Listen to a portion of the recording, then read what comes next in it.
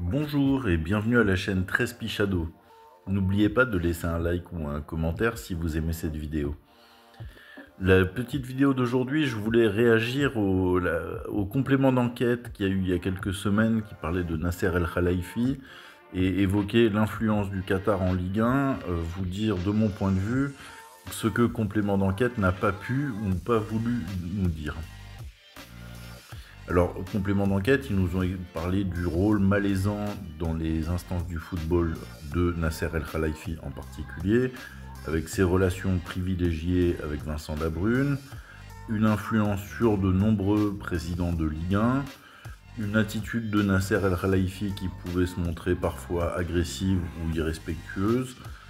des conflits d'intérêts entre la Ligue de football professionnel et beIN Sport et un rôle double casquette de Nasser El Khelaifi en tant que président du Paris Saint-Germain et de beIN Sport qui pouvait poser problème. Une armée numérique qui est payée pour calomnier un certain nombre de personnes en lien avec le Paris Saint-Germain. Et des histoires encore plus sombres de trafic d'influence. Si je peux résumer ce qu'on a entendu dans le complément d'enquête sur Nasser El Khelaifi. Alors, ce complément d'enquête, moi ce qui me dérange, c'est qu'il se concentre justement uniquement sur la figure de Nasser, alors que derrière, il y a la figure de l'émir du Qatar et plus généralement l'influence de l'État qatari. Et je trouve que c'était intéressant, et il y a un des fans du Paris Saint-Germain qui m'a soulevé les finances du Paris Saint-Germain en me disant « Oui, mais vous tapez sur le Paris Saint-Germain alors qu'il y a 800 millions d'euros qui ont été perdus par le Paris Saint-Germain depuis l'arrivée des Qataris. L'OM a perdu presque autant sur la même période, la différence ne se fait pas là-dessus. » En effet, les pertes cumulées, ce n'est pas forcément la bonne mesure en la matière, puisqu'il y a d'autres investissements qui sont rentrés dans le Paris Saint-Germain, bien évidemment, sur cette période. Rentrons dans ces détails. Alors, bien sûr, le Paris Saint-Germain a fait des folies en transfert ces dernières saisons. On a vu les arrivées de Beckham, de Ibrahimovic, de Dani Alves, de Cavani, de Neymar, de Mbappé, de Messi. Au total, ils ont dépensé pratiquement 2 milliards en transfert ces dernières saisons. Ils ont encaissé presque 600 millions d'euros, ce qui fait net environ 1,4 milliard d'euros investis en transfert. La répartition des pertes du Paris Saint-Germain, c'est donc 1,4 milliard d'euros en transfert, qui donne lieu à 800 millions d'euros de pertes cumulées. Et on peut donc en déduire qu'il y a eu 600 millions d'euros de bénéfices réalisés hors activité de transfert. Un bénéfice hors transfert de 600 millions d'euros sur 15 ans, ah mais c'est un peu bizarre ça, c'est pas ça qu'on s'attendait à voir. 40 millions d'euros environ par an de bénéfices. Alors si on regarde, ça se compose en partie grâce au sponsoring généreux. On a par exemple la saison dernière 380 millions d'euros de revenus de sponsoring pour le Paris Saint-Germain en 2024, ce qui représente à peu près 6 ou 7 fois de plus que l'Olympique de Marseille ou l'Olympique de Lyonnais, et 20 à 30 fois plus que le club de Ligue 1 moyen. On a du coup des sponsors du Paris Saint-Germain qui se répartissent en plusieurs catégories. On a les sponsors maillots, Nike, le Qatar, Qatar Airways et Snipes qui apparaissent, qui représentent au total 170 millions de revenus environ, principalement Nike pour 80 millions d'euros, je crois que Qatar Airways c'est 70 millions d'euros, et Snipes 10 millions de mémoire. Et puis derrière, on a tout un tas de sponsors premium qui sont à peu près à 15 millions d'euros. Mais si on regarde de près tous ces sponsors, en fait, ils se divisent en deux catégories. Il y a ceux qui sont du côté droit,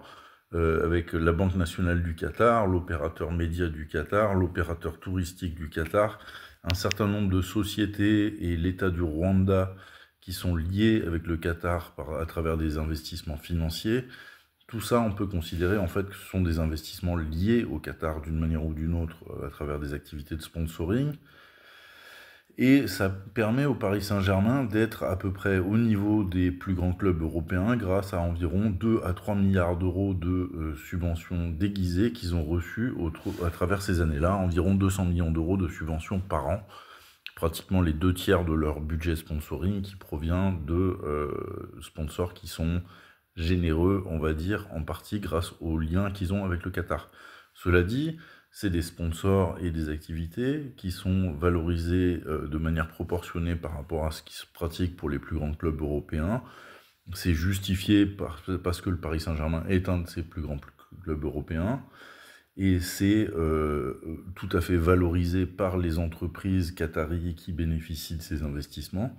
qui derrière ont le marketing qui correspond avec les investissements qu'ils réalisent. Donc c'est pas de l'argent qui est complètement balancé par les fenêtres, mais c'est sans doute des contrats qui sont survalorisés dans une certaine mesure et auxquels le Paris Saint-Germain n'aurait pas accès sans les investissements qataris qui ont permis de faire venir les joueurs qu'on a vus précédemment et autres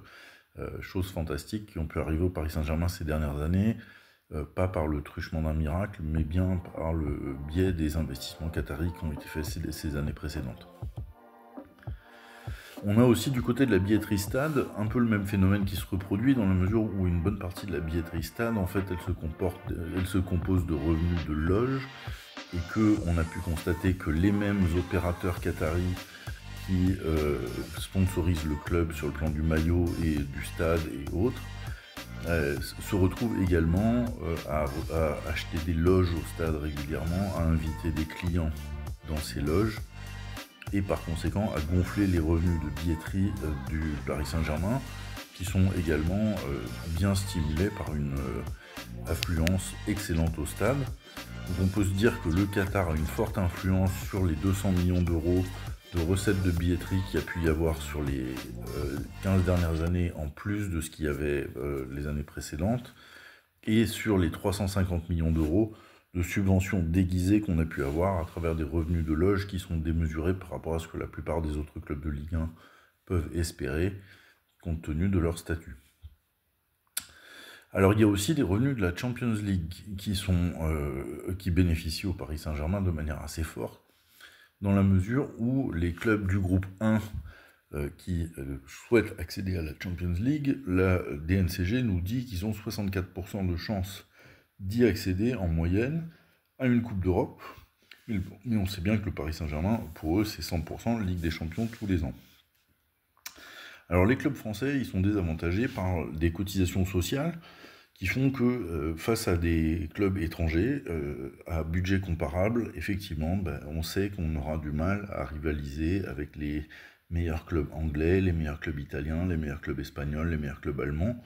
dans la mesure où nous, on paye 20% de plus pratiquement pour les mêmes joueurs. Et donc, à budget comparable, on a des joueurs de qualité inférieure. Ça, c'est un choix qu'on a fait avec un système fiscal de manière démocratique en France. Donc on doit assumer en tant que club français. Or, le Paris Saint-Germain, les 7 clubs du groupe 1 ont en moyenne 64% de chances de se qualifier en Coupe d'Europe, mais seulement 25% de chances d'aller en Champions League, puisqu'il y a une des places qui est occupée par le Paris Saint-Germain tous les ans. Et donc, ça nous fait en fait une répartition des recettes de la Coupe d'Europe qui est tout à fait déséquilibrée en faveur du Paris Saint-Germain. Le Paris Saint-Germain récupère bon an mal an 125 millions d'euros de recettes de sa participation à la Champions League, tandis que les autres clubs du groupe 1 se partagent le reste des revenus et donc sont plutôt sur des revenus autour de 20 à 35 millions d'euros environ, et perdent donc environ 90 millions d'euros par rapport au Paris Saint-Germain en désavantage structurel du fait qu'ils ont moins de chances de se qualifier pour la Champions League tous les ans. Donc tous les ans, en gros, il y a l'équivalent de presque tout le budget d'un club comme Rennes, ou Lille, ou Nice, ou Lens, qui est creusé comme écart par le Paris Saint-Germain du simple fait qu'eux, ils se qualifient à tous les coups pour la Ligue des Champions, alors que pour ces autres clubs, c'est un coup, une fois de temps en temps, c'est pas quelque chose sur lequel ils peuvent compter régulièrement. On a aussi une influence démesurée du Qatar sur les médias, à travers beIN Sport forcément, mais aussi à travers le lien entre beIN Sport et Canal+, puisque le principal match de Ligue 1 reste diffusé sur Canal+, à travers leur partenariat avec beIN Sport. Et quand c'est pas à travers Canal+, il y a un lien très fort, bien sûr, avec Lagardère, mais aussi avec Bolloré, avec Bernard Arnault, avec les Bouygues, avec Rodolphe Saadé. Il y a forcément un lien très fort entre tous ces grands industriels français et le Qatar, qui est une grande puissance économique. Et donc, il y a un élément de soft power qui ne peut pas être quantifié dans ces liens entre le Qatar et les cercles du pouvoir français, en particulier le pouvoir économique. Alors on a une Ligue 1, du coup, qui s'essouffle et qui se vide. Parce que pendant que le PSG dépensait 1,4 milliard d'euros sur le marché des transferts, les autres clubs de Ligue 1, eux, ils vendaient en net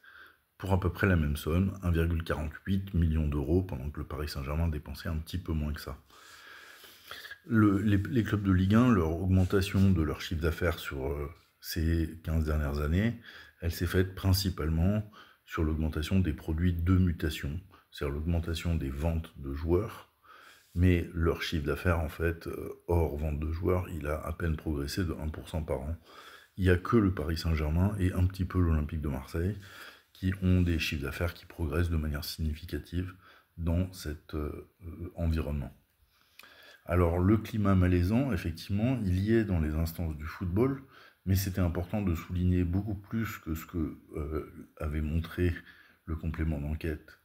tel qu'on l'a vu. Et moi j'aurais espéré qu'on montre un peu davantage cette face cachée du Qatar. Donc merci, surtout abonnez-vous et puis posez vos questions, c'est comme ça que la chaîne vit.